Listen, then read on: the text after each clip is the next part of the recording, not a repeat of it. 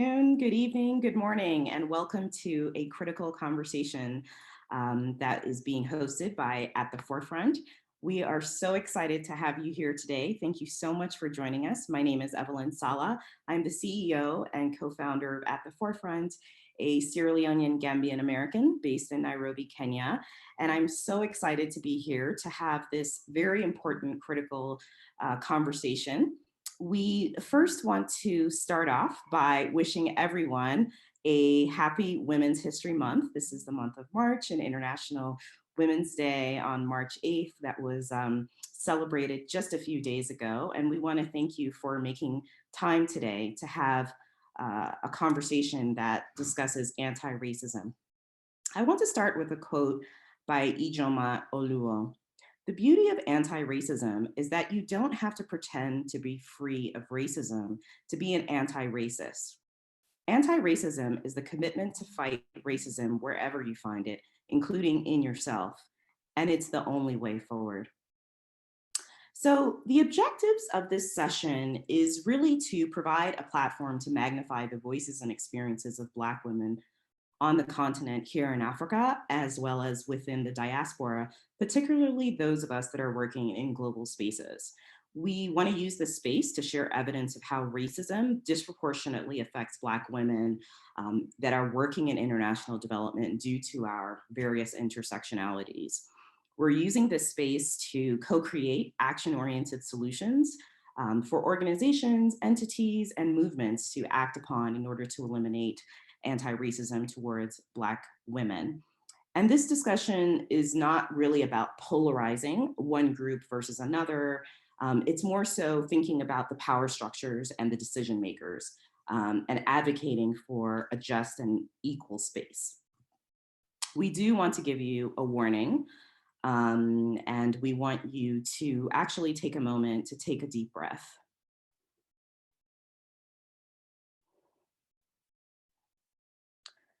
Many people will find content in this conversation to be very difficult and triggering. From having been victims of racism within their professional space, having to digest very heavy terms like white supremacy, neocolonialism, and other disturbing reminders of experiences felt. But we want you all to be present, and we do want you to know that we expect for everyone to be respectful, to be open, to be conscious of your own biases, no matter your race, your gender, your demographics, and we want you to be present. So welcome to this session. I now want to hand over to my distinguished panelists to introduce themselves and share more about who they are and why they accepted this invitation to participate in this discussion. So maybe we could start to my left, Tamara Cummings-John. Thank you, Evelyn. Good afternoon, good morning, good evening, participants and fellow panelists. My name is Tamara. As Evelyn said, I'm a British Sierra Leonean, grew up both in the UK and in Sierra Leone. I'm a mother of two. I work for UN Women. I'm passionate about human rights, including women's rights, which are human rights. And I joined the conversation, or I decided to take part because I think we should be part of the conversation. I think if we can't participate in it, we're not really best placed to critique, to criticize. I think it's important if you want to, be the change you want to see in the world, you need to be part of that conversation. So that's my motivation for joining you today. And thank you so much for having me. Thank you, Tamara. Moving over to Marie. Hello, my name is Marie Clarke, and I am a mother of two and a longtime activist. And I would join this panel not only because I really actually do everything Evelyn asks me to do, but why not have a conversation with a bunch of really brilliant feminists about this issue that's so core to each of us and so important to address in our sector. I've been in this sector of international human rights and justice and development for about 20 years now, but my current day job, aside from digital learning with my children, is I'm the vice president for global programs of Women for Women International. And we are an organization that builds solidarity between women across the globe, but explicitly about helping to support women survivors of war in places of conflict to own their power, social power, economic power, and to support her claiming her rights. Thank you. Welcome, Marie. Thank you for being here. Dr. Chisina Kapungu. Hi, everyone. So happy to be here. I'm Chisina Kapungu. I'm a mother of one, and I'm very passionate about advancing gender justice and human rights. And I joined this panel of esteemed, women because we're it's an opportunity right now for progress. And I'm hopeful, especially in this era with it globally, where we have, I think, a raised consciousness, hopefully about racism and how we play a part in it and what we can do about it. And it's long overdue in international development. I feel like the story hasn't changed, and I'm just happy to participate in a very authentic and honest conversation in where we can talk about our needs as Black women and how development needs to change. Thank you, Chisina. Welcome, Muna. Thanks, Evelyn. Hi, y'all. My name is Muna Idow. I was born in Mogadishu, was raised in Dubai, and I came to the States as a teenager. And I show up in this world as a Black African immigrant, cisgender, visibly Muslim woman who also sits inside an able body. And I think for me, the reason that I joined this call, apart from the fact that, you say yes when Evelyn gives you a ring, and the opportunity to be sitting alongside, these badass, brilliant women today, for me, this is life-giving work, and it's so urgent. And we are a critical point in human history, I think. I don't think that that's an overstatement. And we don't get to fix the things that we're not honest about. And I'm looking forward to having an honest conversation today with all of you. And hopefully we'll leave this conversation being changed and feeling a fire in our bellies. Thank you, Muna. Welcome, Angela. Good morning, good afternoon, good evening. It's a wonderful world when technology can allow us all to be together. So many parts of the world, everywhere, all dispersed. It's pretty amazing. So my name is Angela Bruce-Raeburn, and I am from the Caribbean, specifically the fabulous little island of Trinidad and Tobago. And I grew up in New York, in Brooklyn. My parents came to the US as undocumented people. So I grew up as an undocumented child in junior high school as well as high school. And I think I am in this call because of that lived experience as growing up as the Black girl in Brooklyn with the accent, where everyone thought I was from Haiti or Jamaica, because those were the only two places that anyone, some strange reason, people in New York, they were like, "Are you Jamaican?" Because as soon as you hear an accent like this, everybody thinks you're Jamaican or Haitian. And so that was my experience. And so I come to this conversation as someone who older and having lived these experiences as a woman, Black, educated, but really struggling to really give voice to what Muna just talked about, right? So I'm at the older end of this, where I think it's amazing to be here now, looking in at what has already happened and and how much progress we've made, even though it may not feel like it. Mm-hmm. So I thank you all for inviting me, but this is where I sit in this whole discussion. So thank you, Evelyn. Thank you, Angela, and welcome to the discussion. I want to thank the Women and Girls Africa Summit for providing another platform for At the Forefront to have this conversation.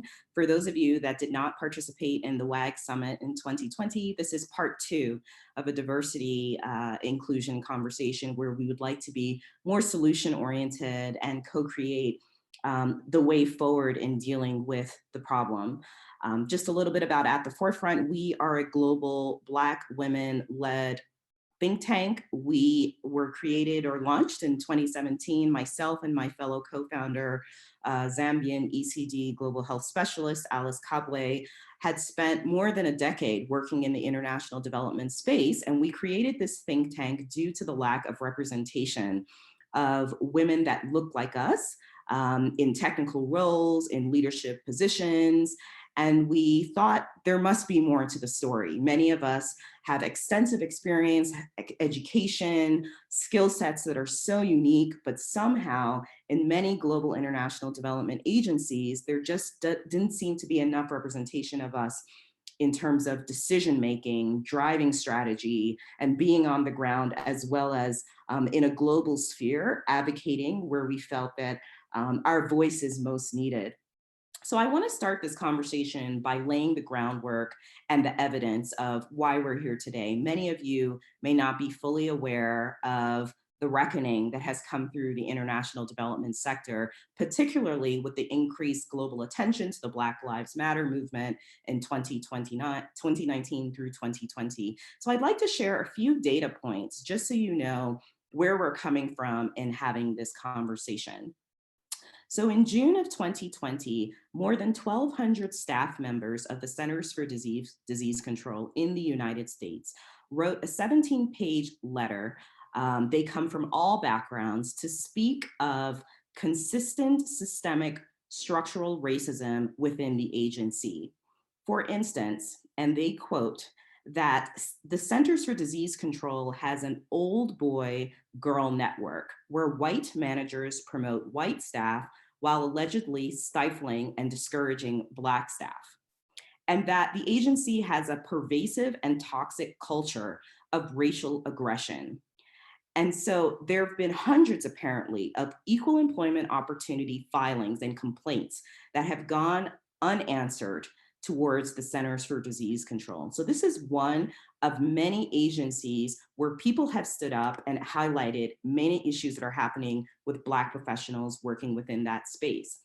Then Unpad, a United Nations body that actually is highlighting the experiences of professionals that are African and of the diaspora that work for all UN agencies, conducted a survey where they revealed that many Black and African staff at all UN agencies feel that generally it's very hard to see promotions of African and Black staff or even appointments of Africans at the HQ level, that quite frequently underqualified white candidates are given jobs over qualified Black ones. And that people will stay at a level, for instance, a P3 level for over 10 years without opportunities for promotion. And when Black staff speak up, they are in fact punished by being either posted to emergency roles that are quite dangerous, or they've seen people get punished and kicked out ruthlessly for reporting bad practices. They feel that for the most part, Westerners benefit from senior management roles, and that there is just a lack of equity within the United Nations. This is startling because the UN is essentially the holder of the Sustainable Development Goals, including Goal 7, which is gender equity. And we've seen more of these reckonings throughout various and similar agencies, including USAID and DFID, where staff have come forward and shared what's actually happening. And so I just want to leave it there just to say that we will, in the chat box, put a lot of these resources, including the results from the Unpad survey there, so you can dig deeper into the data and find out more about where this comes from. I can say I'm going to make this personal. I am a 15-year veteran of the international development space. I born in Sierra Leone with Sierra Leonean and Gambian parents, grew up everywhere, Ethiopia, Zambia, New York, fought hard and got my economics degree and from Spelman College, and my African Studies degree from Howard University. I volunteered, and I can very much say that I am a survivor of systemic and structural racism in this space. And it does have a mental health toll. And so I just wanted to share my story and really open up the floor to bring you into what we'd like to accomplish today. So Angela, you are a leading voice in publishing the experiences of Black people in the development sector, the pain that many face by really experiencing almost a neo-colonial energy from partners, from donors, from stakeholders looking at leadership.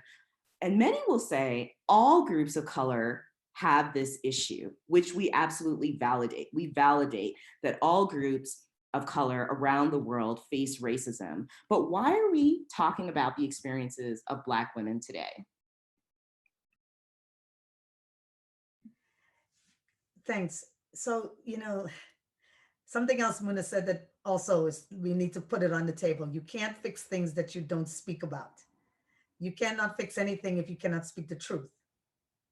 And I can say that I write about the Black woman experience because I want to be really clear that I want to write about things that I understand. I am not attempting to speak for everyone. And so I have been very clear about that because when I hear us talk about DEI, because right now DEI is the thing, but of course there's a precursor to DEI. There was affirmative action back in the old days, and the old days meaning the 80s, right? For some of us, that's the 80s. The biggest beneficiaries of affirmative actions were white women. They were the biggest beneficiaries in the United States in that, because when organizations sought to make this conversation about equity and diversity, white women were the diverse candidate. And I think that what has happened is that as affirmative action got a negative connotation, it was with the underlying idea that actually what affirmative action meant was that we were promoting unqualified Black people. That is what the impetus against affirmative action came from. That you would hear people say, oh, we don't want to promote unqualified people or an unqualified minority. But what they wanted to say was unqualified Black people, and in particular, unqualified Black women. So there became this notion in this conversation that there was a binary choice. Here's the choice. Qualified white man, always, 100%, never fail, qualified white man. And everyone else that's in the competition is unqualified. So there was this idea that you had to choose between the qualified white man and the unqualified everybody else. But when there was a Black woman, it was even a more focus on it. And I say, let us not lie about this, pretend that we are not saying what we're saying. So I write about this experience as being the super educated, speaking the language that you are asking for, this experience, that experience, and yet coming into these roles and wondering, so why is it that there are no, what is the problem with Black women? And then I started to understand that there's, in addition to the obvious problems, there's also all the tropes that Black women deal with, right? So, we don't need to go into all of them, but we all know, difficult, divisive, not a team player, angry, I can't talk to her, she seems so angry. And once those things become your narrative, right? Or the narrative that is about you, then you struggle as well in the sector. So I just wanted to give some to peel away a little bit of the niceties around, when people say, well, how come there are no Black women? People say, oh, well, we couldn't find a qualified candidate and all these kinds of things.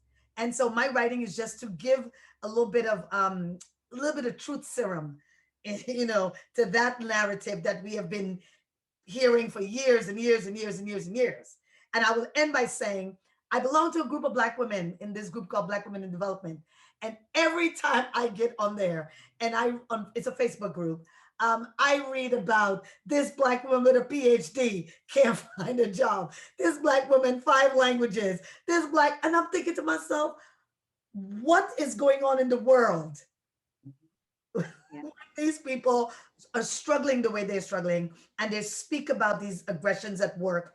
And so my role is not to speak for everyone, but I'm speaking for that Black woman, and she knows who she is, right? And that's just what my truth is. So I will end there. Evelyn.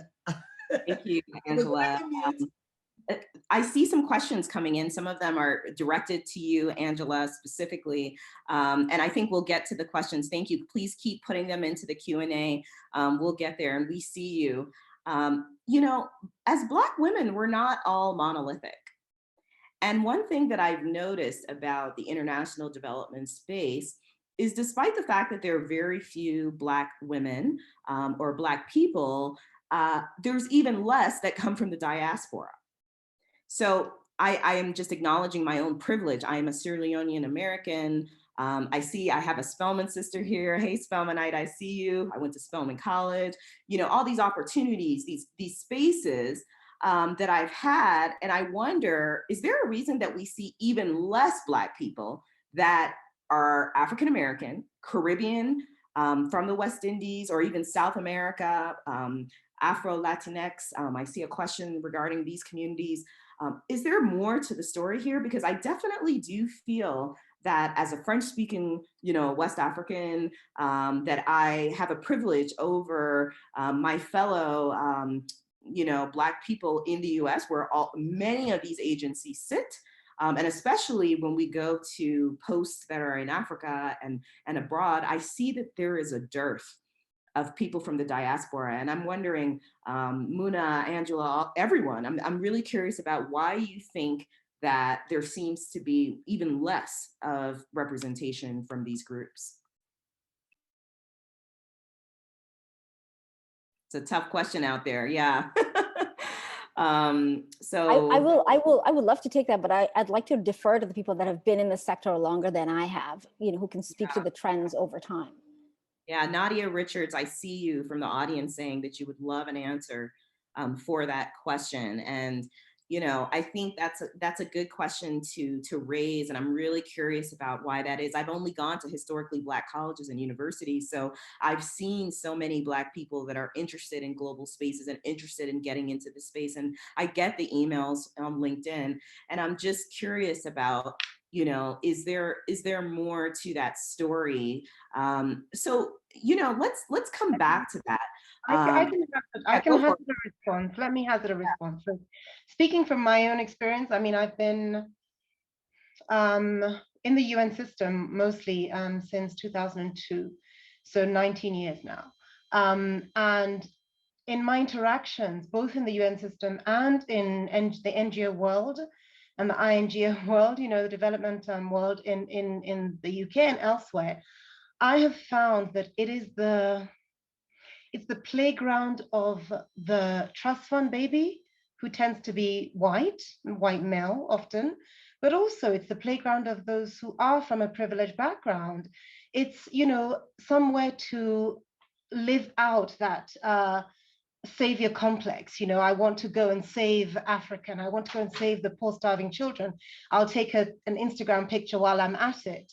So as a result of that, because it's the playground of that profile of people, there is a lack of acceptance that a Black person can be anything other than a beneficiary, that a Black person can be anything other than they're ready to be saved, right? So I've always struggled in meeting rooms and in my interactions where I found that, you know, the men especially that I deal with, but generally speaking, my white counterparts simply can't place me because I'm not, you know, I'm not a rags to riches. I'm not the product of a corrupt politician.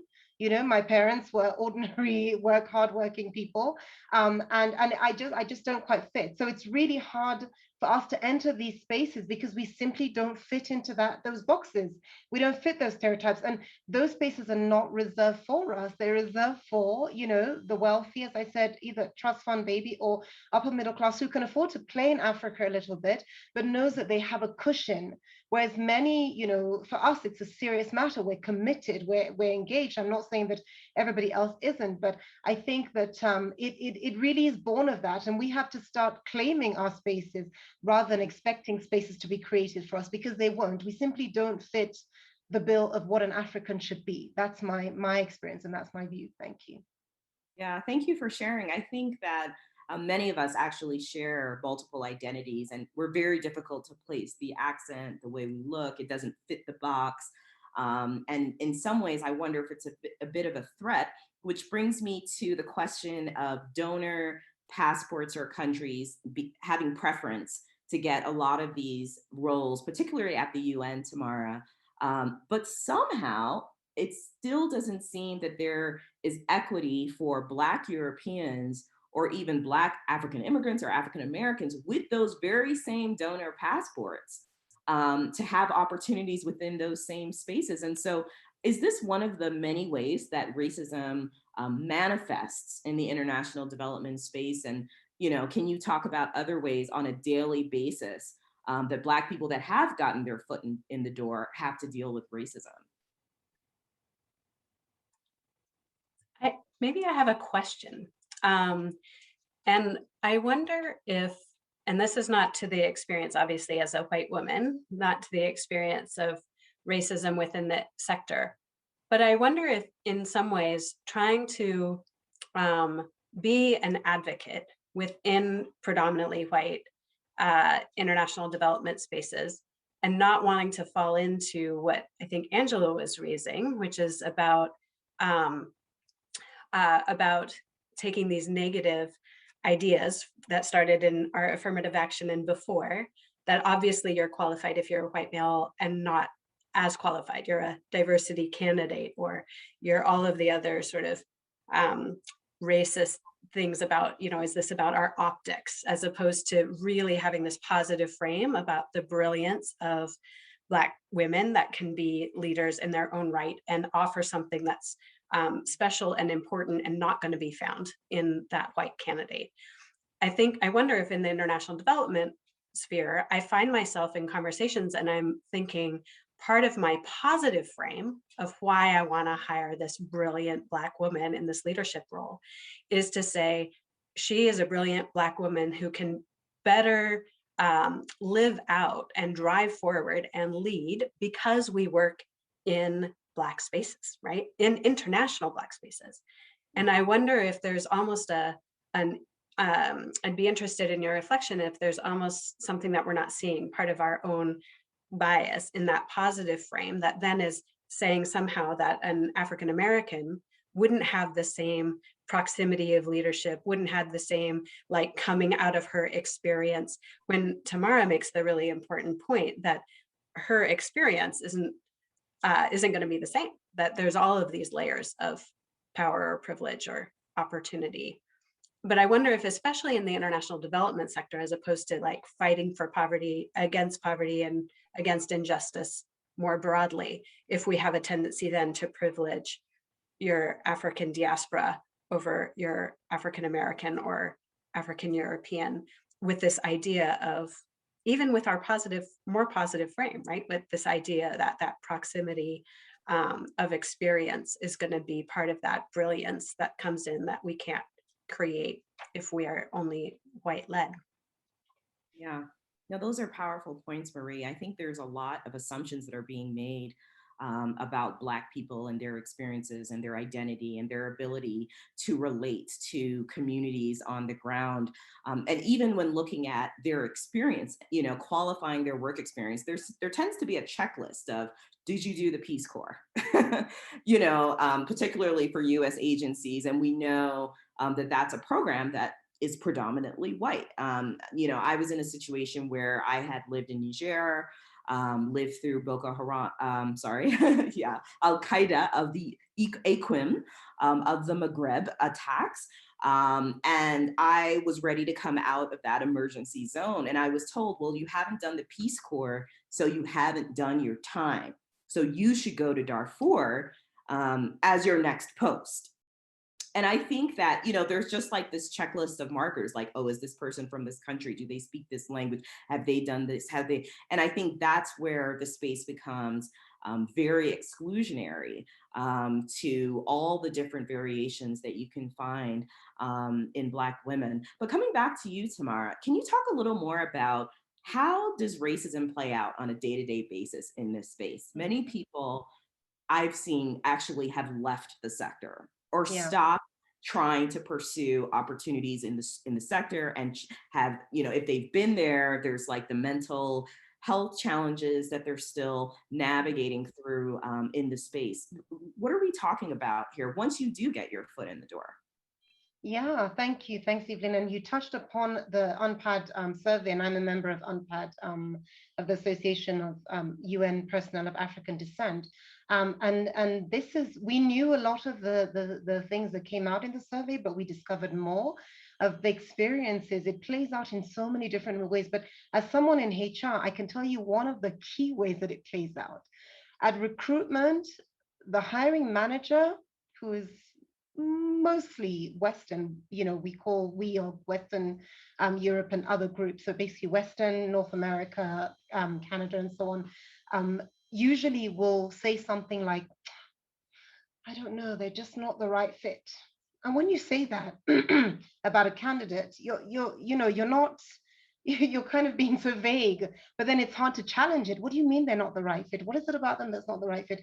It will never be, oh, it's because they're African, it's because they're Black, it's because they're female. No, it'll always be, yeah, they're not really the right fit. So through this way, we basically promote, or we encourage people to hire these homogenous teams, you know, that look like them and sound like them, and, you know, and you have, and the way it plays out for us who are in the system but are a minority, when we attend meetings where we are, you know, dealing with our counterparts at a pretty senior level, we're finding that we're the only voice around the table. So there are, you know, people waxing lyrical about, you know, yes, well, in Mali, we should do so and so, and, you know, in Timbuktu and in Ouagadougou, this is the way we should approach it. And you're there, and you may have that experience. I recall being in a meeting with the head of a West Africa bureau in one of our UN entities, who had never been to West Africa, never been to West Africa, not one day, but was very expert-like and very vocal about what needed to be done,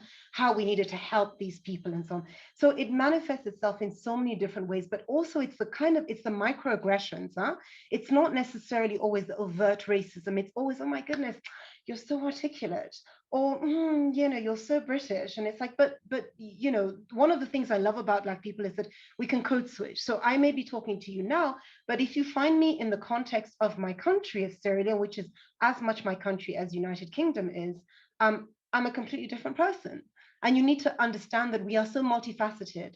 There is so much more to us, but it's so easy in order to make people feel comfortable, for them to put us in a particular box and to say, well, this is it, and you won't be able to really relate to the refugees in, you know, in Kakuma, or, you know, Dadaab, or wherever it is, you know, you're too Western. So there are different ways that it manifests. So through microaggression, you know, you're so articulate, you're so, oh, where did you study? Through the recruitment process, where basically they find a way to eliminate people because they don't look and sound like them, because they don't fit that bill.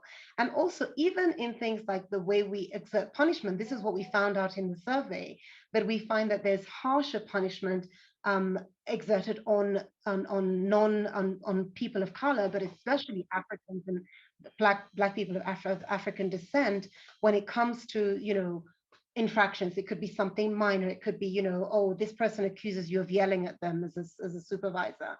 And suddenly it's like, you know, they're really coming down hard on you. Whereas there's a lot of leniency shown to our white counterparts. All of this came out in the survey. And if you all have a chance to have a look at it, have a look at the report, I'd urge you to do that. But it's in so many different ways. You know, what I will say is that while it's difficult in the UN system, for instance, for compensation to be, for discrimination to be applied in compensation, because we're pretty much standard. So either if you're at this level, then that's what you get paid and so on. However, what you will find is that a lot of Black people will be hired at a low level, and they'll stay at that level for the longest time.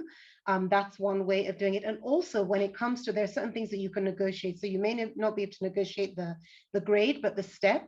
And when it comes to negotiating the steps, sometimes there's a tendency to, oh no, we won't give her that, and so on. And so you have to kind of know the system and know how to fight for yourself, because there is that tendency to think, well, she's lucky to have this great paying job anyway, because, you know, she's Black. So, right.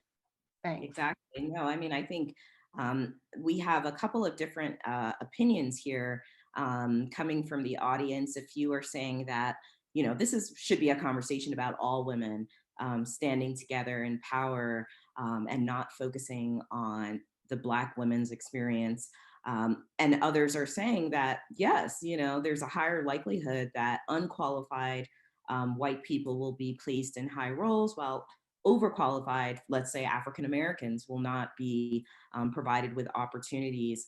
And yes, there's evidence out there to talk about, you know, what's happening from perspectives from professionals in this space. There is a comment here that I want to hone in on about how people from the global North are more likely to have opportunities than people from regions, from countries applying for opportunities, and the privilege that's there for those in the global North, with global North perhaps degrees in terms of their universities and passports as a layer of privilege. Any thoughts just to the whole panel about that leaning towards those that have access to the global North? Yeah, I'll say that in WomenStrong, we just actually completed our hiring process. And we actually went into it saying that we wanted to hire people from the global South. And as we were reviewing different CVs, it was apparent of the disparity in qualifications and opportunities that were given from people from low and middle income countries compared to those particularly in America. And so the CVs that we would get were really mainly, you know, either white women who worked at USAID, UN Women, you know, they had excellent credentials. But then we also had people living in low and middle income countries who didn't have those types of experiences, but in other ways, you could see that they could still do the job. And so it was easy for people to say, oh, okay, you know, the people from the global South, global North are reflective of who we're trying to look for. Of course, because they've had access to opportunities. They've had access to networks that other people from low middle income countries didn't.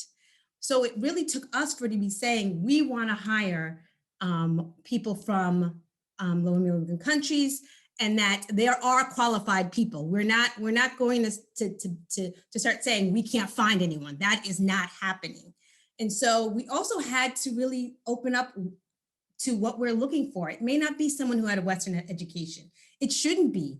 We actually targeted, you know, many people who, you know, went to university in other countries, or even thinking about the language issue. There can be bias about, well, that person doesn't speak proper English, or looking at their, you know, writing. There's always an excuse. And I have the privilege of being the one who's helping to hire.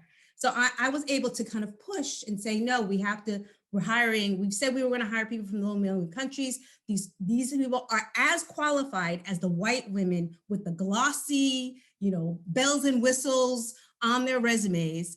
And that given who we are as a funder, and that we have our partners are mostly from low and middle income countries, it's our duty to hire people from those countries, because we will have greater impact in our work if we do so. And so it was, I think, an enlightening experience during the process, because there is definitely a disparity. It was unquestionable. It's up to us who are hiring to be intentional in those efforts, and to ensure that we are equitable. And hiring and recruitment and retention is important to invest in. Thank you so much. If I could just jump in real quick here, Evelyn. I want to sort of quickly piggyback on something that Chisina said at the very end, which is retention, right? We're so obsessed with bringing in Black and brown people from the global South with these different experiences because suddenly they hold value in our eyes and we've woken up, right? As a result of this global reckoning that has happened. But we have to think about, once we bring them through our doors, what kind of culture are they having to contend with? Not just the big things, but the small things, the everyday things where you're being doubted and where you're being, discounted and devalued and questioned and just marginalized all the way to the edges, right? And this is why I think, the comment about, why can't we just think about this conversation and talk and have this conversation as just women? This is not something that is impacting all women. This is not something that is impacting women of color only. This is something that is brutalizing, dehumanizing, vilifying on a daily basis with serious life and death consequences, because I'm sorry to say this, people do die from racism. Yes. And Black women are at the very intersection of race and gender. And yes, that's a beautiful intersectional experience, and we can all attest to that. But it's hard. It's hard, and it's extremely harmful, and it's hard to survive, let alone thrive in systems and institutions and spaces that are deeply white and white supremacist, and who double down on it every single day. I mean, we're expected to perform, to show up, bring our best game, nurture everybody else, be a team player, knock it out of the park. I mean, it's ridiculous that, and it's sort of a testimony, right? It's a testament to Black women's resilience and strength and resourcefulness to be able to show up with this kind of ability to just survive and to do our best. But I wanted to just sort of say, what's undergirding or under the undercurrent to that comment is that we're all equal, when in fact we're not, and we're not having equal experiences. Some of us are having deeply toxic experiences that often we don't even share, we don't even speak to, we don't even say out loud and admit to ourselves. And so as for the white people in the room and for the brown people in the room, I say the little bit that you're hearing from your Black colleagues and loved ones, it's just the tip of the iceberg. Absolutely. It's just the tip of the iceberg. No, thank you, Muna. I think that you're actually hitting on a few points that our audience would like to dig deeper into, which is, once you get in there, then what happens? And many of us can speak to the mental trauma of dealing with microaggressions, of knowing that you have an inequitable compensation package, promotion opportunities, and it's not necessarily based on performance. And even when you are going through a performance evaluation, you know that the biases are weighing heavily to ensure that you actually do not progress, that you're usually the first fired, or now that we're going through the COVID-19 pandemic, they talk about women leaving the workforce to become mothers. And I wonder if that data was disaggregated by race, what would that look like for those of us that have been terminated and let go and called redundant once an opportunity rises for that? So there's a great question from the audience, which is about proving racism. So moving forward, now that there's this big wave of organizations that have DEI strategies and committees, and they're putting out these statements, and I want to talk a little more about how that's not enough and get your feedback. And I think, Angela, you've been a voice on this, but how does one prove racism? An audience member just posed, if you speak to an HR representative, you share your experience, and many of us have been in that situation. Typically the response is, oh, that person's just difficult to deal with. This isn't racism, not wanting to call a thing. So, now what? How do we move forward? Angela, I'd like to hear your voice on this first. It's an extremely difficult question, right? And one of the things is, in the old days, but not so long ago either, people would say you're playing the race card. Remember that? when you would say, wait a minute, this doesn't seem right to me, because of this reason, and it's because I'm Black or I'm whatever, you know, and people are like, oh my God, you're just playing the race card. When I was younger, that used to be the thing that everybody would say. And I used to feel really upset about it, because I would think, if I'm in a workplace and we have two people and you're giving us two different expectations for performance, why is it that you're giving two different expectations for performance between me and you know, someone else? That's, what is it?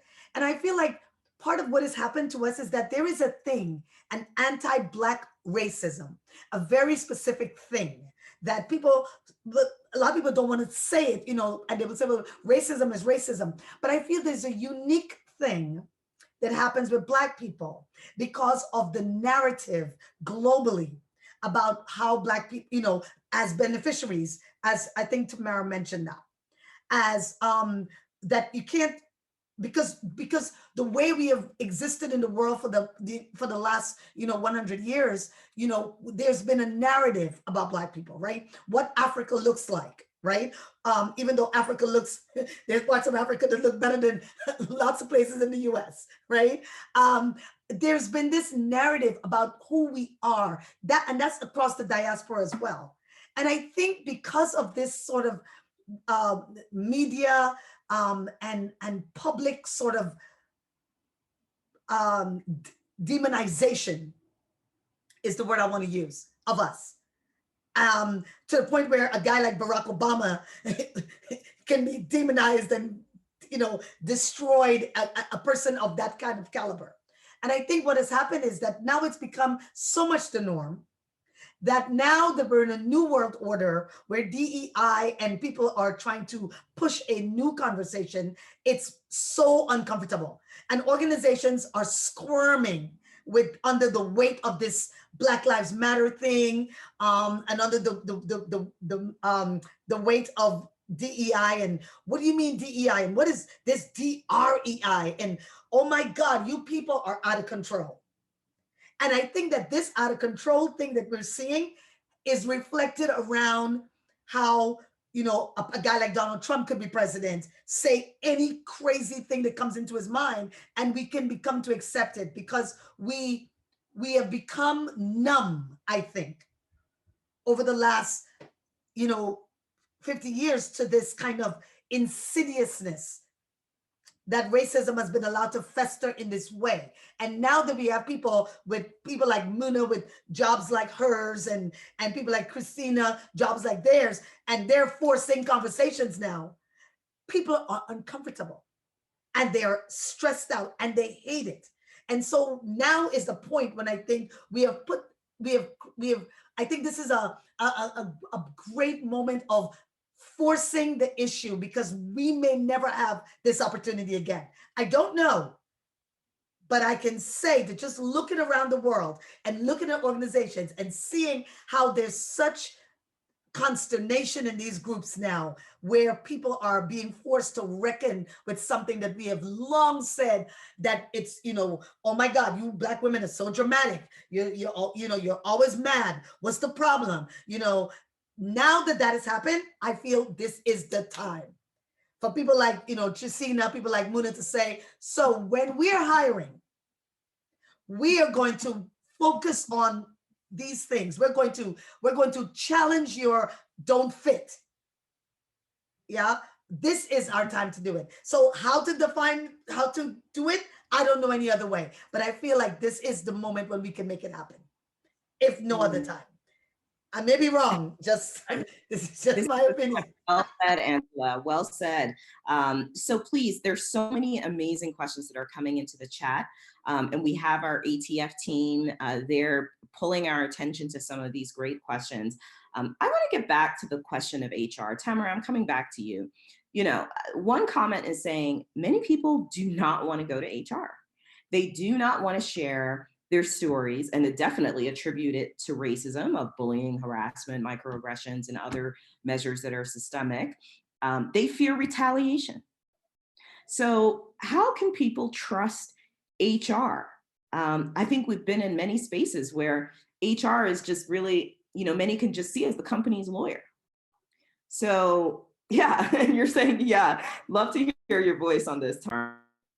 Thanks, Evelyn. No, indeed. I mean, HR is there to represent the organization in a nutshell. Let's be honest. Even the legal team is there to represent the organization. I mean, there are some organizations, UN Women is one that's quite progressive, that's created a role for a sort of staff representation, so in the form of a workplace relations advisor. But I think, and I would love to hear, Marie, your experience about this, but I think the way we move forward and move away from the reliance on HR and policies, because how does the saying go? Culture eats policy for breakfast. So, I mean, we can have all the policies that we want, but that's not necessarily going to change the culture of the organization. For me, I think the answer is yes, on the one hand, have the policies, but the other answer is allyship. For me, it's how do we work together? So it's not just seen as my problem. When you see, you call it out, and Marie, you call it out. It doesn't matter whether it's not affecting you, that we all kind of see this as, the whole how to be anti-racist narrative, right? It's not enough to say I'm not racist, but you need to be actually proactively anti-racist.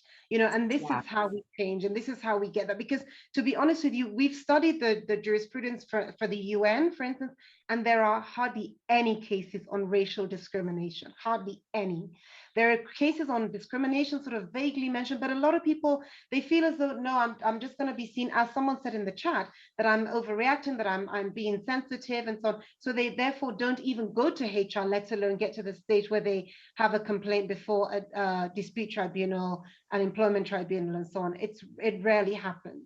But yeah, I think it'll be interesting to hear what your organization is doing, Marie, in that regard.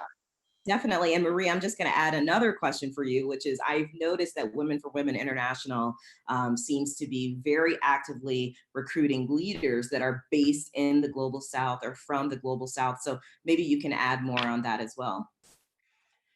Yeah, that is the work that we're in. And I think, and we're going to do it as successfully as we can, but at the same time, really aware that what I think not only Women for Women International, but so many organizations are trying to do is build this counterculture, right? So being that racism and anti-Blackness is systemic, and it's not only throughout our industry, but throughout the world. The dream is, can we build a counterculture, a bubble of anti-racism, where we can have those vulnerable, difficult, really hard conversations where not only I can call out when I see it, but you can call me out when I don't see it, when I haven't conquered my own racism, a safe space for that. And sort of in the same way that in many ways our whole sector is grappling with the level of safeguarding and horrifying sexual assault within our sector. And we're trying to build out these bubbles of protection in a world that's not safe for women. It's the same in my mind, that we're trying to build out a culture of anti-racism in a world that is racist. And one of the places where I think we can get stuck, and actually I just saw this playing out in the British media with the whole Meghan Markle Oprah thing, is, and it reflects in the comments that I'm seeing coming in as well, is that there can be this assumption, as Angela was saying, while all of us are focused now on DEI because Black Lives Matter created this zeitgeist moment for us. And then we say, okay, but it's not me, right? I mean, the racists are like the people we saw storm the Capitol in Washington, DC. Like, that's what they look like. They don't look like me. Same thing, the British media was like, not us. And immediately the people of color and Black people within British media said, actually, no, our experience is that it is you and that it is systemic. And I think part of the challenge is how we build up safe spaces within our organizations to have the really hard conversations and support one another and not retaliate.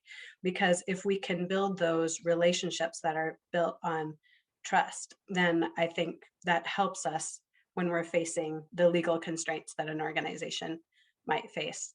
And I think it will become all the more complicated for Women but in a good way, a healthy complication, as we try and break up this idea that our headquarters is a geography that sits in the US, but instead that our headquarters are who operates at the global level, and how could we be spread across geographies, across with an incredibly diverse leadership team building forward for the global space, and in a way that decolonizes us, not gentrifies the space we're moving into. And I think those are the types of questions that we're really grappling with.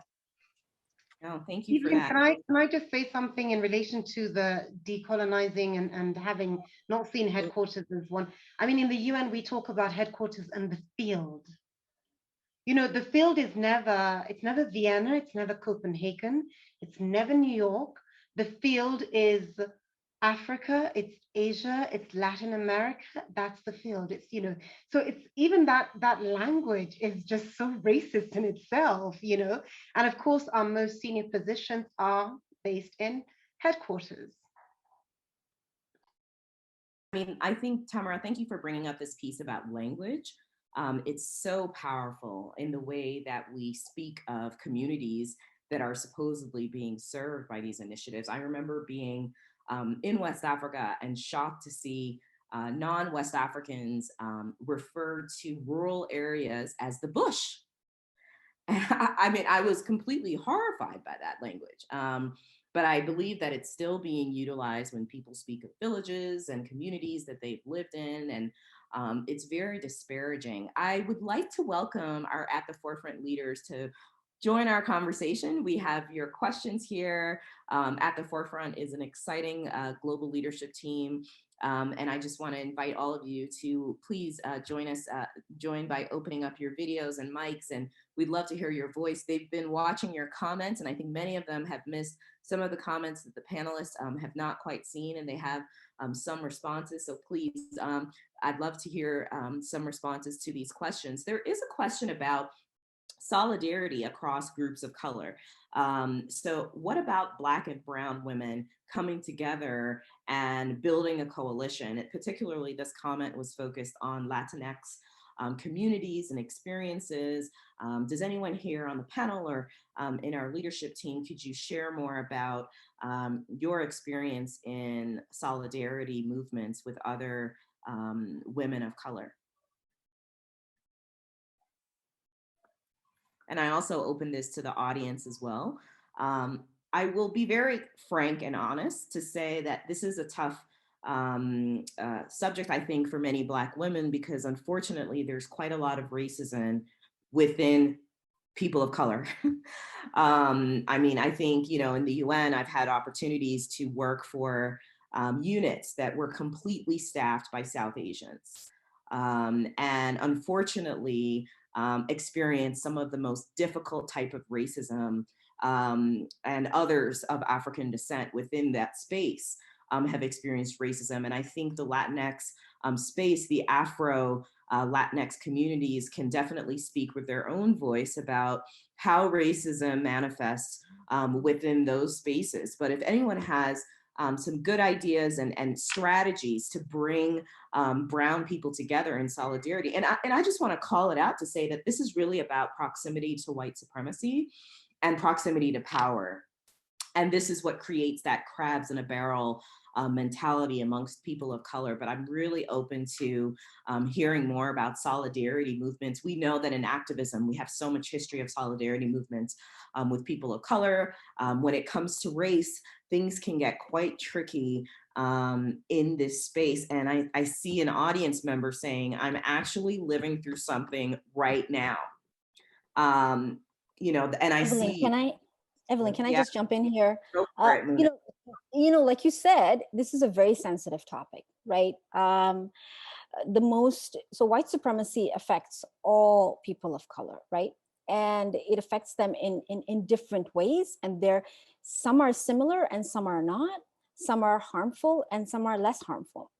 And I think the most pernicious, most toxic, most dehumanizing strain of white supremacy is anti-Blackness and anti-Black racism, right? So I start the conversation there to say some of us have a very different experience around whiteness, around racism, around white superiority, and all of that. But at the end of the day, we have to exercise solidarity with between Black and Brown people, and to bring communities of color together under that broader umbrella, and to think about this in more expansive ways, because the system was designed to divide us.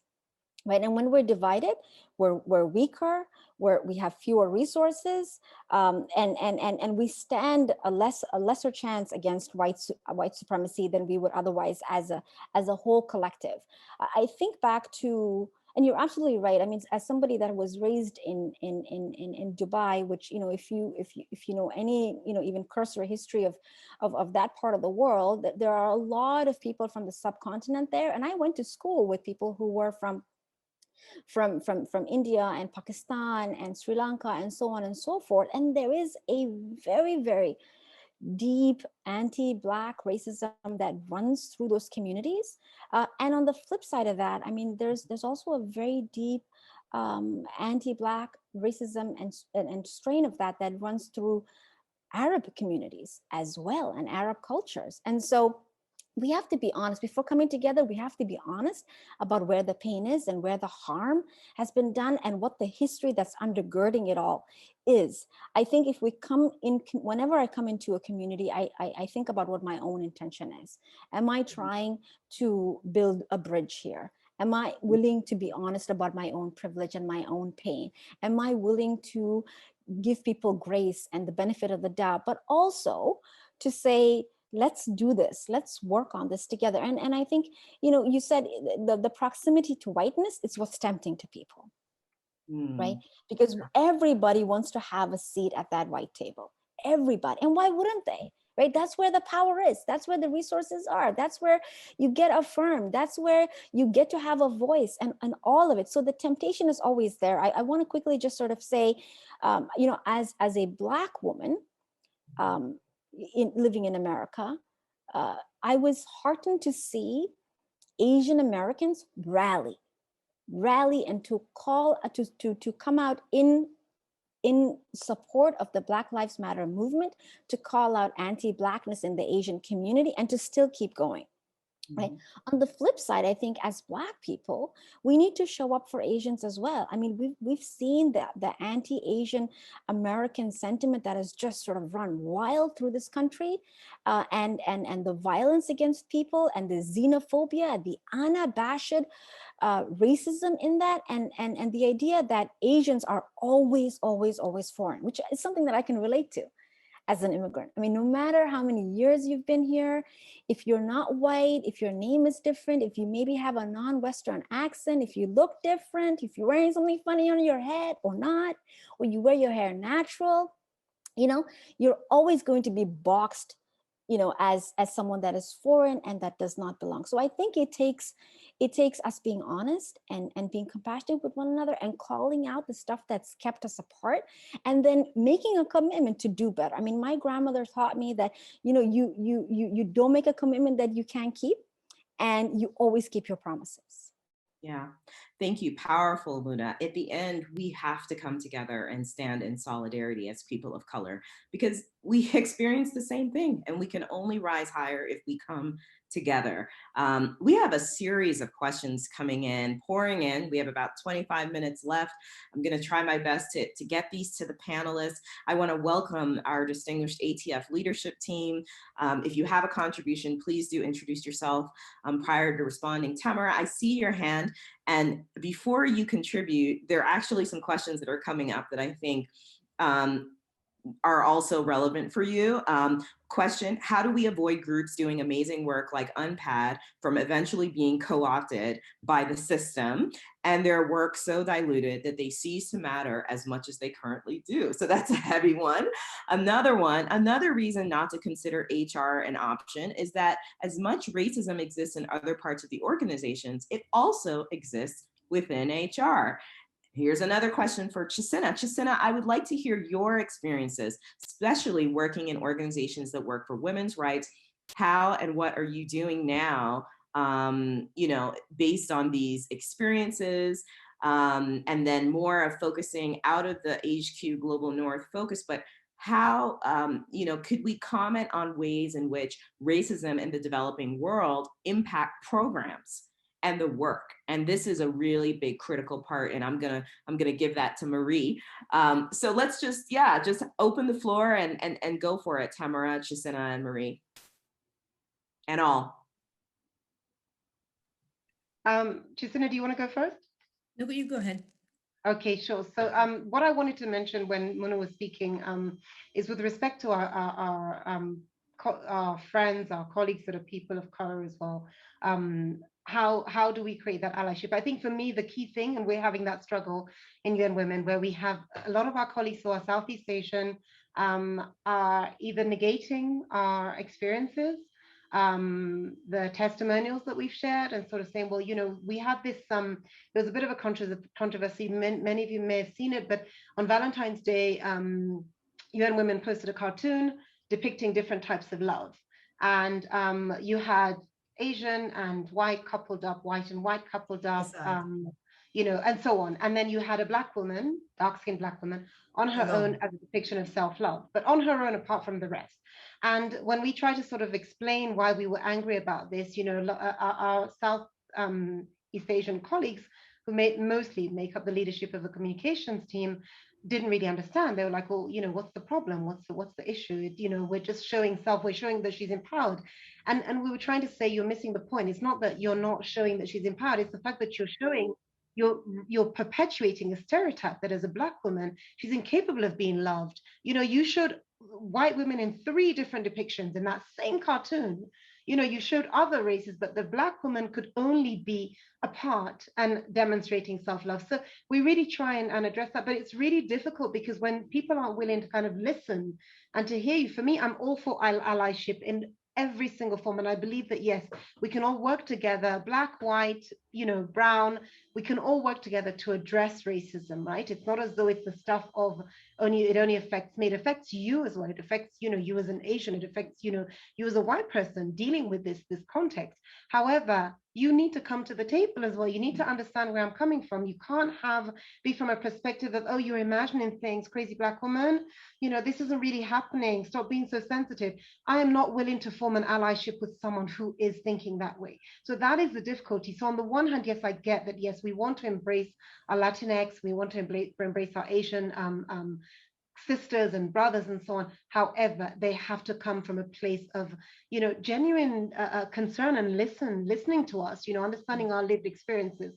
That's the first thing. And in terms of Unpad, how do we avoid getting sort of sucked up into the system? It's very difficult, especially in the UN system where it's such a big machinery. And what I would say is that at the same time, this is something that we've grappled with in Unpad. How can we be part of the conversation, but at the same time, be able to be outside enough to critique? And what we're doing is we're engaging at different levels. So we have our own sort of group where we're talking. Groups like that can stay within themselves, do not be sucked in, don't be part of any sort of system. But at the same time, you need to be at that table where the SG, where the Secretary General sits, where the senior people sit, so that you can influence the decisions that they make. It's possible to do both. You can be on the outside critiquing, but you need to also be at the table so that you can be part of the effective change and push them to make those changes. Thanks. Evelyn, can I just add one more thing about allyship that I think is important? It's the same thing that's going on in the U.S. Lots of conversations around, in our own politics and the people who supported the storming of the Capitol on January 6th, and and the conversation around how do we come together and unity. And we all like to speak with these words, but what does that really mean? We cannot be unified if my humanity is being discussed. We cannot be friends if my son being stopped by the police could be the end of his life. I don't get that. And I think it's disingenuous in our discussions to speak in this way. And so when we speak of allyship, what do we really mean? So if I'm a Black woman looking at allyship and I want to know, and I have a white woman who asks me what that looks like, I want to say to her, well, let me give you some ideas specifically about what it looks like.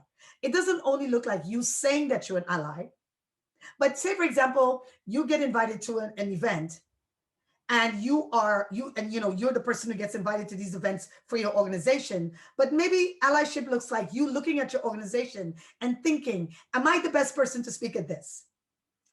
And maybe I'm not.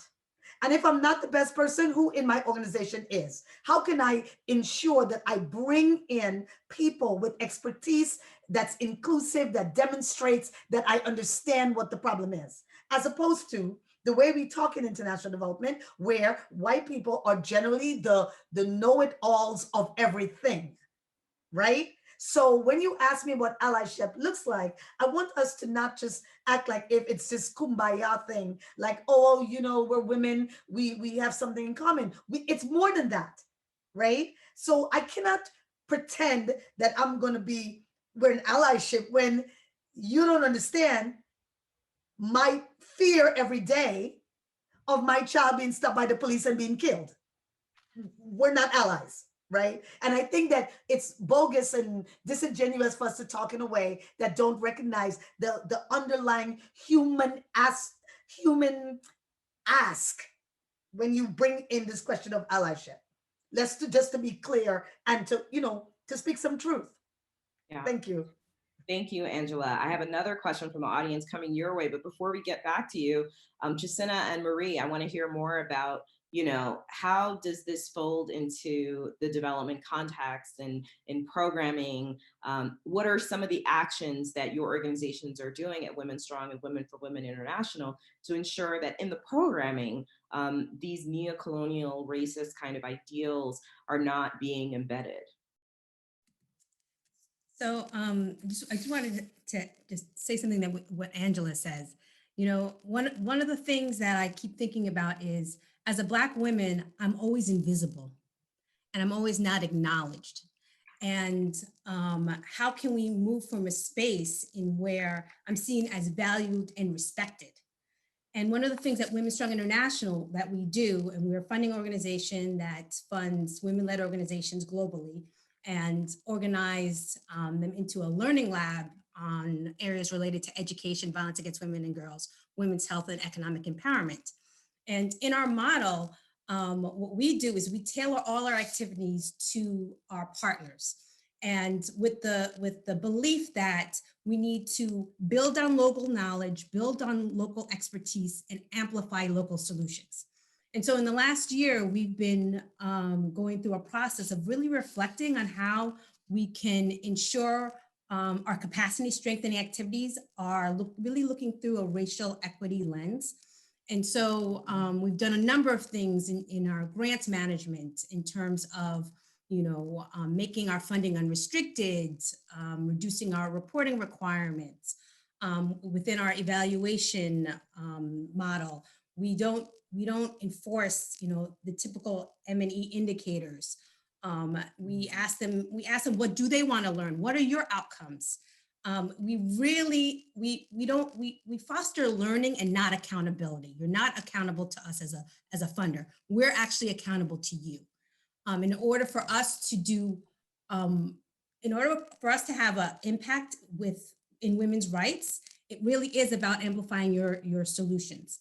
And so we're actually about to go through some anti-racist training, really reflect on our white supremacist values, our implicit biases, on us as an organization, because we are a small organization, mostly white women.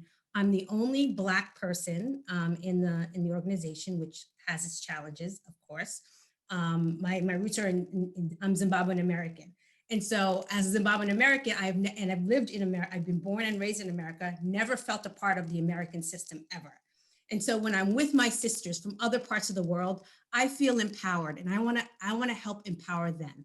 And so we do things like we compensate them for leading activities. We make sure that we encourage, peer learning amongst themselves. We also, which I think is really important, is we developed values and principles on how we want to engage as a donor with our grantees. And we're also going to have benchmarks in where we're going to evaluate how we're implementing some of the changes in our systems and operations so that we're actually reflecting the mission in our values at the end of the day. And so we're holding ourselves accountable to being sure that we're doing everything that we are empowering our partners, and that we are also looking at our own white supremacist values and how we've been indoctrinated into this system. Even as a Black woman, I've been indoctrinated into a system that has and affected by Western values. And so through those reflections and dialogues and tough conversations, I'm hoping that we rethink our operations, we rethink our systems, we recruit and retain more people from low and middle income countries, and we're at least making some progress in terms of addressing systemic racism within international development. And we're evaluating our approach and hoping that bring in other funders to actually look at how we're taking a mirror at ourselves and really dissecting how we work, and hoping that they will as well.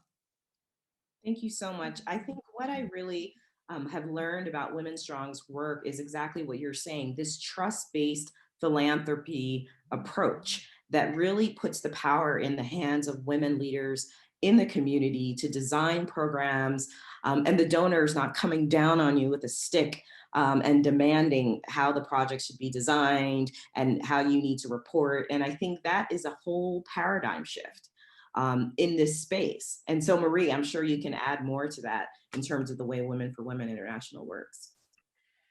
Yeah, I think it is like, if we are successful at this attempt that we're making as an organization for transformation, I think we will see the participants leading us so much more. The power shift is not only between this concept, and we've already talked about sort of the racism baked into this HQ idea, and the country leadership and the country offices, but also even between a country office that's linked to an INGO and other local NGOs or other local activists and advocates that are in that space. And then another layer around what's the relationship between a person who is being employed by an NGO of any level and a participant who's engaging in that program. And so the power shift, it feels, needs to happen on each of those levels. And a refugee from a federation and big international federation, I think one of the things to the point of this conversation that we found is that while the federation did an incredible job of internationalizing, shifted headquarters to Johannesburg, each country building their own boards, having much more leaders, there was a lot of democratization in that process of federating. But where money was traveling from those old colonial lines, disrupted that democratization. Power still was consolidated in a white North and not amongst independent, organizations and members of federation. And so at Women for Women, we're trying to think differently about what structural and systemic solutions we can build within our organization that actually really cut at where those power imbalances still live, and how privilege works, following the money, building out that cultural shift, and trying to live in that vulnerable place of having the hard conversations about what really is, not only what we envision and what we want to see, but what really is. I saw some questions that were coming to me as the white person in this panel. That's like, how do you feel when you hear women about their experience? And and I feel broken and sad about it, and angry and challenged. And those are, I think that's the cut of this sword of racism and colonialism that cuts all ways, right? And it's important, I think it's important for me to reflect on what happens in my body and how I respond and how I feel, but not to have that then become the center of the conversation, or paralyze the ability for us to have that real conversation. I can see sisters of mine that spend a lot of time self-flagellating, right? And that's not meaning that I'm showing up on the streets and working with you in the way that I need to be. I think, and I think in the solutions piece, some of the solutions that I was especially wanting to jump into and say, how can we make this really happen? We're about addressing donors, right? Because even all of the vision that I have around how do we shift power within Women for Women International and with our participants, the place that cuts the hardest from us being able to make progress has been how we manage with our donors. And I love this idea of having racial equity audits that donors require. Like if we even just think of all the requirements that major donors are now having on organizations around safeguarding, if we were to do that on Black issues, on racism, and had racial equity audits, I feel like the industry would be shifting so much faster. And that's also still reflective of the fact that we are still in this colonial architecture, right? Like who's the donor and who has the resources. But I love some of those ideas that could help then put wind at the back for those organizations that do want to shift and do want to change. But Marie, donors have to care about this too, right? And how will donors care about this? They have to be educated and informed about this. When philanthropy is, let's face it, the purview of extremely wealthy people who have the authority to say, this is my money and I want to build a well in Zambia. I don't care if they don't need a well. Maybe the Zambians want a school, but we don't care because it's my money and I want to build a well. And so then an elaborate apparatus is created around building that well. And nobody cares that the Zambians may say, well, that's not what we want. So then what you're saying is, yes, with the donors, but we've been saying for a long time that donors need to be more actively a part of this conversation so that they can be more educated about what really is going on around the world. And it also brings into question the issue of, is it right that a handful of very wealthy people get to decide these kinds of things that we're talking about?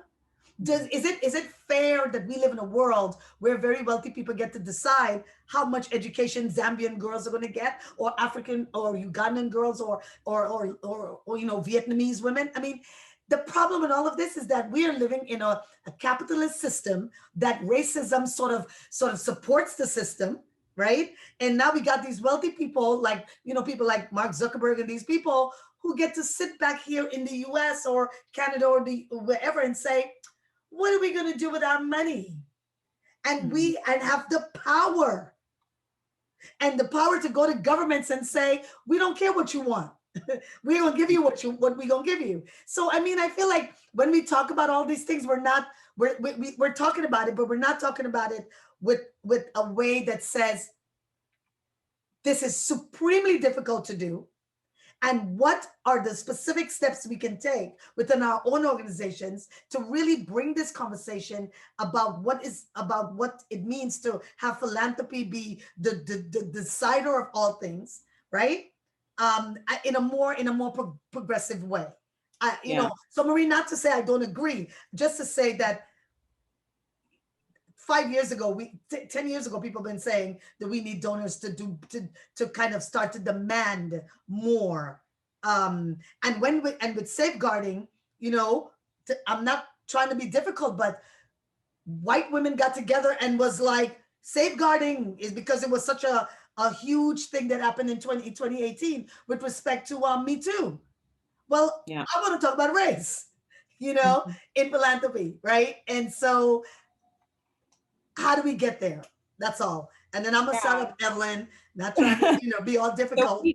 No, this is getting hot. And this happened to us during WAGs last year. We could not wrap this conversation up at all because it's on fire. And I think this is really a series. This is a process. This is a journey that we're all taking together, thinking about how do we create solutions that make sense, that have momentum, that have the buy-in that needs. At the Forefront has a petition out right now. Hopefully many of you will have the opportunity to sign it. And it has a series of recommendations that myself, Angela, Muna, Tamara, we brainstormed, and Chisina and Marie have signed on. And we are like, look, the time is now. We've had enough of this. You know, I mean, I think many of us can see the story of Meghan Markle and be shocked that we still live in this very racist world. And we're tired of it. We know that Africa in particular, and in the Caribbean, primarily Haiti and the Black countries in the West Indies, need big buckets of funding because of the development crisis. But the funding itself is a business. It's an engine. It funds livelihoods, international salaries. We need to stand up and say enough is enough. This field has to change. 10, 15 years ago, South America, Central America had a very similar movement. And if you were to go there today and see the local leadership and local empowerment and people from those demographics running the development sector, the same can be done in Black geographic zones around the world. And I don't want to turn this into an activist campaign, but the time is now. We know that racism is real. It is happening. Please sign our petition. Please continue to follow our work. We have our websites, our Twitter. This conversation is wrapping up in 4 minutes. So before we go, I want to give everyone an ATF leadership wave. You haven't said anything. Please introduce yourself before you contribute. 3 things that we would like everyone here to walk away with, 3 concrete actions, reflections that we take with us as we move forward into the way. And I'm going to hand it over actually to someone that you can see on the chat who we haven't heard her voice, Nana. I'll start with you. Hi, thank you. I'm Nana Dagadu. I'm calling in from Washington, D.C., but I'm originally from Ghana. I think one thing that I would like people to take away, there's an elephant in the room we have not addressed yet. All our panelists are women. There's not a man at the table today. And something that we need to do in order to, I think, address this issue, trying to tie, there were questions around leadership, there were questions around within the Black and Brown communities themselves. A big part of this is, where are the men, right? How do we talk about this? Because the men are also in leadership. We need to center intersectionality and really look at how Black women in this field sometimes are also taken or viewed amongst men who are in leadership, whether white or Black. And something else is ageism, right? So as a young Black woman from Ghana living in the United States, I have had to contend with juggling both my white colleagues or compatriots overseas, but then dealing also with how do I speak to older African men or older, in some cases, Asian men who don't think my place is there, right? I'm not old enough. I don't look old enough to know what I'm talking about. I'm a woman, so my place is not to speak at all. And why am I, telling them what to do or giving any advice at all? And how do you partner with sort of both sides of this? And I think we can't talk about these things without talking also about our rankings, right? And how men interact back and forth with us on this. Excellent. Thank you, Nana. Where are the men? Good point. Tamara, you're up next. So I'm going to try not to waste too much time. So what I would say in terms of 3 things, I think, to your point, Maria, and your point, Angela, about donors and, how they show up and what's of interest to them. I think we all have a role to play in that. Those donors are people that we've elected, right? So we have a role to play in our respective countries, to say, okay, right, what is Sweden spending money on? What is the UK doing about racism within the UN system, racism within whatever? What is it that they do? So we can actually lobby, we can make sure that we hold them accountable at that level. That's one thing. I think the second thing is that we need to be part of the conversation. I would say don't shy away from it, as tough as it is, and it's an uphill struggle, I do not deny, but don't shy from the conversation, be part of it. And thirdly, be open to allies in their various different forms, shapes, sizes, male, female, of different colors. I think we're stronger together. This cannot be, it's like, you know, oftentimes I say to my colleagues in UN Women, it feels like we're talking in an echo chamber. We're talking at each other and we're all on the same page. We're all like, you know, singing from the same choir. No, we need to have people with different ideas so that we can actually convince them, we can actually change the way they think and bring them along as part of this journey. So those are my three takeaways. Thank you. Thank you, Tamara. Lisa.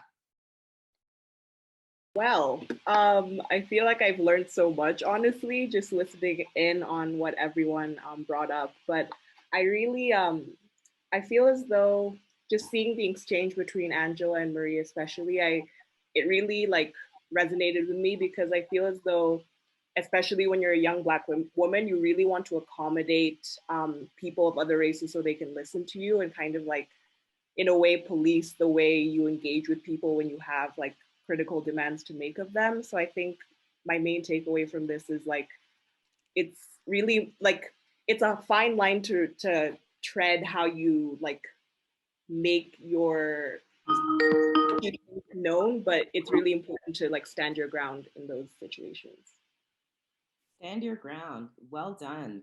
And Lisa Musomba is ATF's Communications and Marketing intern. She's responsible for all our marketing, our websites, all the work that we're doing on social media. So thank you so much, Lisa, for that contribution. Alice.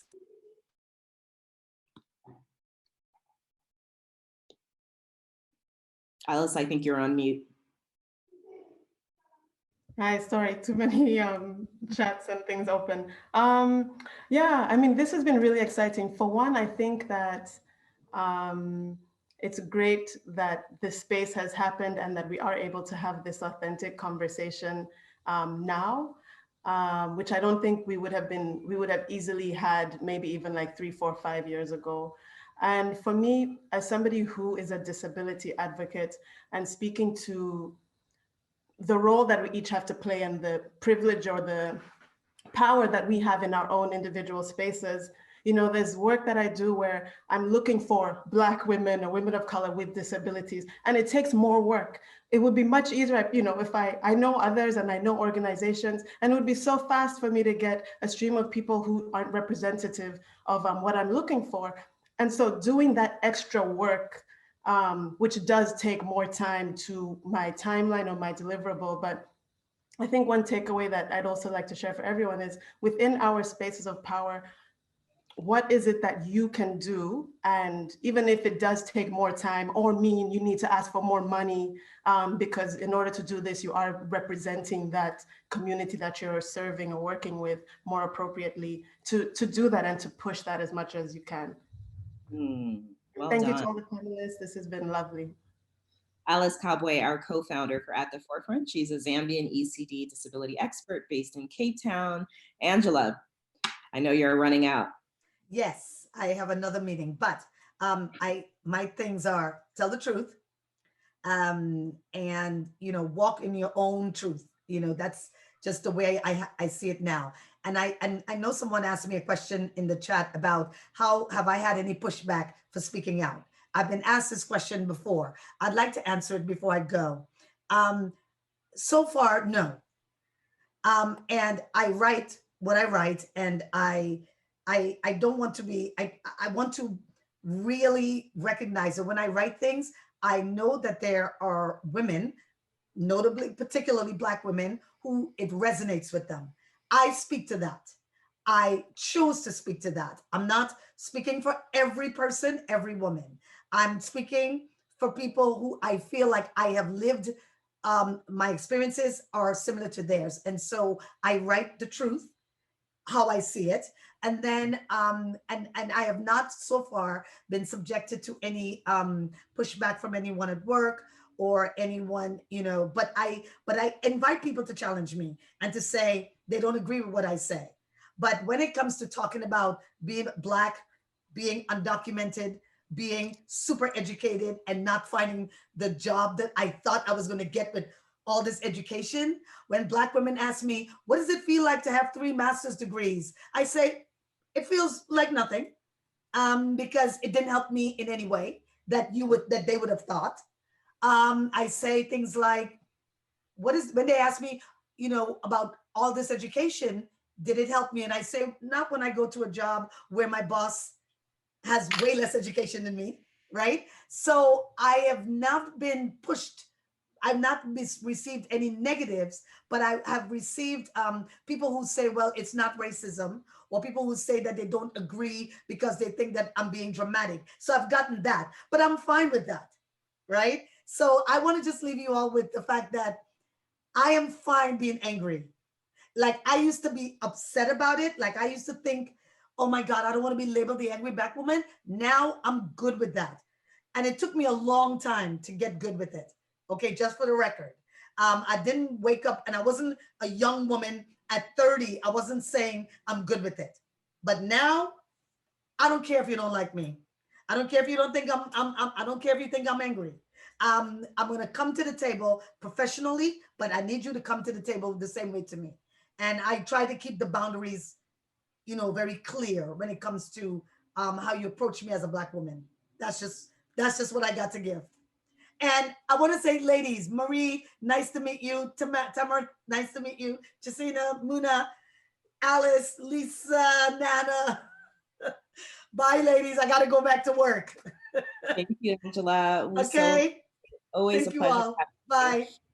If other folks, if you're just meeting Angela, she is a leading voice on this topic. Please do Google her. She has lots of op-eds. And speaking of publications, Marie has suggested the book on Rage Becomes Her, about women and anger. Marie, thank you for that. Muna, what are your last 3 words? I mean, that's a tough act to follow, Angela, right? She said it all, and it's a mic drop, and all we can do is say amen. I would say a couple of things. One, be you, be your authentic self. Don't mute any of your Blackness. Be proud. Don't be apologetic for it, because that's what's going to change these spaces and these white spaces that we find ourselves in. So bring all your Blackness. Don't turn down the volume. The other thing that I would say is, you know, performative allyship is useful to no one, right? So before we can be an ally, we have to be accountable. We have to be honest. We have to do the work. It's not about what you know, it's what you are ready and willing to change. And I want to just sort of like underscore that, you know, in spite of the recent coverage with Meghan and Prince Harry and all of the rest, and everybody and their mom saying, I'm not racist and I'm not a white supremacist. I mean, we're living in this really absurd moment where no one is racist. Racism is happening, but no one is racist. White supremacy is happening, but nobody is a white supremacist. I think calling that out where you see it, even if you see it within yourself, depersonalizing it, because these are systems and institutions and structures and ways of thinking that have permeated everything we come into contact with. So just be honest about where your privilege is and where you have the potential to do harm. Thank you, Muna. Marie. Sure. It's getting harder. It's getting harder. No, it's good. It's good. This is the conversation that we need to be in. And I know I can't follow any of these folks. I do want to say that actually I really loved Angela sort of pushing back on, like, the donors are so deeply a part of the problem. How do we get them? I think the idea of these donor racial equity audits that's in the petition, what I like about that is it perhaps is a fast track to help change the UN and international NGOs and all of that, because we follow the donors. But I agree entirely, wholeheartedly, that if we want to really end racism, then we need to upend all of our structures, right? All of our systems, because it's so entwined. And I guess my takeaways from this conversation, but also would be what my urging is, just thinking about how being anti-racist or trying as a white person to be a co-conspirator or an ally is an active thing, not a passive thing. It's not a definition of who I am. It's an everyday decision and struggle at an individual level, a community level, an organizational level. We can't buy a t-shirt and then wear the t-shirt and be like, I got it, because see, I have the t-shirt.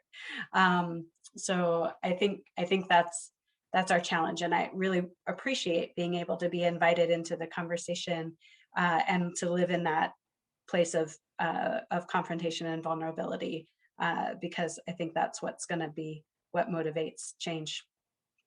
Thank you, Marie. Final word, Chisina. I say we can't be afraid to be uncomfortable. And white people need to start these conversations. It's not only up to us. Use your power and privilege to help us get a seat at the table. I'd say also, just the importance of building on local knowledge, local expertise, intentionally hire. Reflect on your biases when you're hiring and recruiting, people within your organizations. And then lastly, it's about self-care, really. Black women are experiencing mental health issues and trauma in the workplace, in their everyday lives. We suffer from a triple oppression. And so how can you think about ways of, being in solidarity with other Black women, as well as figuring out how can you heal? Because this journey doesn't end. It's continuous. And so it's just important to have that space in where you can either bond with other, like-minded women, and get the support that you need. Well said, Chisina. I'm not going to add more than that, other than to say thank you to our audience, to all those that tuned in from all over the world, for the support, for the solidarity, for the openness. We definitely want to have you circulate this video as learning for you and your organizations and your spaces. If you sign up on our website, our Twitter, our LinkedIn, you'll have an opportunity to get access to this video. And please do come back to us and join us for another one of our critical conversations. Have a lovely day. Good night. Thank you to all the panelists, everyone here who worked so hard to bring this all together. It's a pleasure. And yeah, just have a blessed and wonderful day, night. Live your truth. Thank you and goodbye.